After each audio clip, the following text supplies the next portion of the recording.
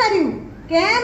ભગવાન કે હું બધે પહોંચી નહીં વળું તો પૃથ્વી ઉપર એક માં બનાવીને મોકલી દીધી કે બાળકનું સાચું ઘડતર કરવું હશે ને તો એક માં જ કરી શકશે.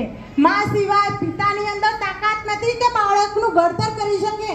પિતા કમાવીને આપશે પણ બાળકને સાચા સંસ્કાર અને ઘડતર તો એક માતા જ કરી શકે. ચડી જશે.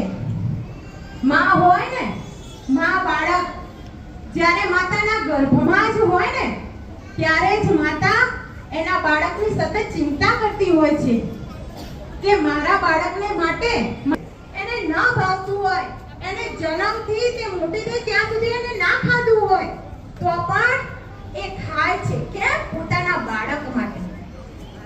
માં જ્યારે બાળક જન્મે ત્યારે પોતાની ઊંઘનો ત્યાગ કરે છે. રાતોના રાતો બાળક જગાડે તો પણ માં એ બાળકની સાથે જાગે છે, દિવસે કામ કરે છે. બાળક જેમ જેમ મોટું થાય એમ દીકરી મોટી થાય એમ માના શોખ ઓછા થઈ જાય. ઓછા નથી થતા. બેનો મારી તમારા શોખ ઓછા થયા ના. એ દીકરી માટે માનું સમર્પણ છે. સાચી વાત કે હું મારી દીકરી. આજે આપણે માં દીકરી સંમેલનમાં એકત્ર થયા છીએ એટલે આપણે સૌ જાણીએ છીએ કે એક માં અને દીકરીનો જે સંબંધ છે એ ખૂબ જ પવિત્ર અને અમૂલ્ય સંબંધ છે. એ બધા જ જાણે છે. પરંતુ ઘણીવાર એવી ગેરસમજ ઉત્પન્ન થતી હોય છે કે આપણે આપણી દીકરી સાથે એવો સંબંધ ખાલી વિચારોમાં રાખીએ છીએ, આપણા વર્તનમાં ક્યારેય આવી શકતા હોય તે અત્યારે અમે તમારા પ્રોગ્રામ દ્વારા અમે એવું કહી શકીએ. છોકરીને પણ સમજણ પડે કે મારી મમ્મી મને આવું કહેવા માંગે છે પણ એ કહી નથી શકતી. ખૂબ જ સરસ કાર્યક્રમ રાઘવ સાહેબ, થેન્ક યુ વેરી મચ. બીજી વસ્તુ કે દીકરી તરુણ આપણી દીકરી જ્યારે મોટી થાય ત્યારે એના શરીરમાં ઘણા બધા ફરક પડતા હોય છે કે જે પોતે મનમાં હોય પણ માને ક્યારેક કહી શકતી નથી. આપણે આપણા જનરેશનમાં માં આપણી કેવી હતી કે બિચારી ખેતરમાં જાય, કામ કરે, આપણે એને કશું કહી શકતા નહીં. એ પણ આપણને સમજીની કોઈ બી પ્રશ્ન હોય, કોઈ પ્રોબ્લેમ હોય તો પ્લીઝ સમજી અને એને સમજવાનો પ્રયત્ન કરજો કે તે ક્યારેય ખરાબ રસ્તે ના જાય. તે એવું સમજે કે મારી મમ્મીને આ કરવાથી દુઃખ લાગશે, હું આ વસ્તુ ના કરું. અને બસ આટલું જ કહેવા માંગુ છું. હા, થેન્ક યુ. હા, ખૂબ ખૂબ આભાર બેન. હા, બીજા એક બેન આવે છે. 5 મિનિટ આપણે.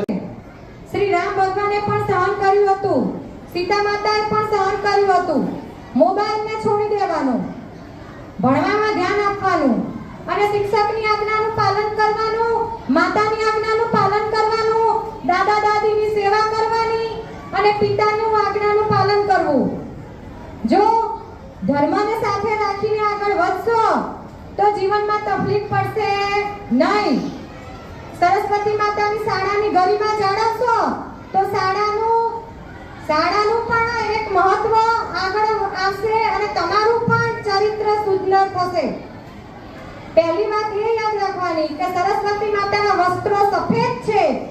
અહીં આવીને તમે સરસ્વતી માતાને દર્શન કરીને એમના સફેદ કાગળમાં અક્ષર પાડો છો.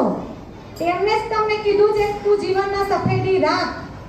માટે માતાના દર્શન કરીને જ્ઞાનનું સિંચન કરવું અને શિક્ષકોની આજ્ઞાનું પાલન કરવું અને જીવનમાં સહનશીલતા દીકરીઓને તો રાખવી જ પડશે.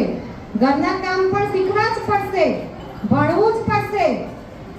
દીકરીનો મેન પાયો એ જ છે કે ભણવું અને ઘરના કામ પણ કરવા શીખવું અને મદદરૂપ કરવું અને સારા સંસ્કાર સાથે જીવનમાં આગળ વધવું.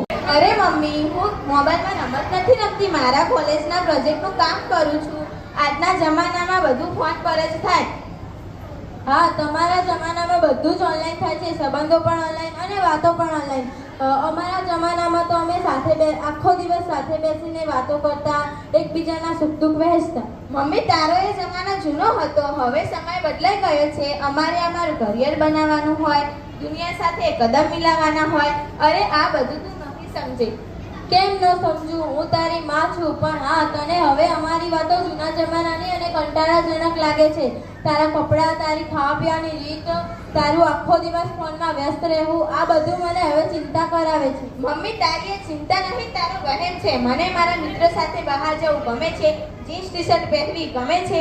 એનો મતલબ એ નથી કે હું બગડી ગઈ છું. તું હંમેશા મને ટોક્યા જ કરે છે. તને સમજાવવા માટે જ તો આખો દિવસ મથું છું દીકરા, પણ તારી પાસે મારી સાથે 2 મિનિટ શાંતિથી બેસવાનો સમય જ ક્યાં છે? તારી દુનિયા આ 4 ઇંચના સ્ક્રીનમાં જ સમેટાઈ ગઈ છે.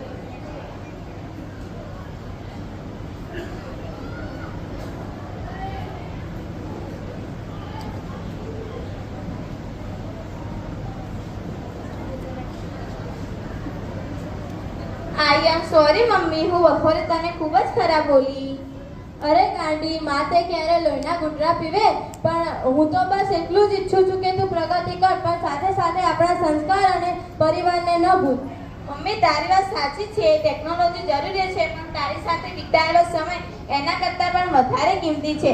હવે હું રોજ સાંજે મારો ફોન 1 કલાક સ્વિચ ઓફ રાખીશ અને આપણે બંને બેસીને વાતો કરીશું. અને હું પણ તારી આ દુનિયાને સમજવાનો પ્રયત્ન કરીશ, અને તું મને તારા ફોનમાં નવી નવી વસ્તુઓ શીખવાડજે, જેથી હું જૂના જમાનાની ન રહું. ચોક્કસ મમ્મી, જનરેશનમાં ગમે એટલી ગેપ હોય, પણ તારા મારા પ્રેમ વચ્ચે કોઈ પણ ગેપ આવી શકે નહીં.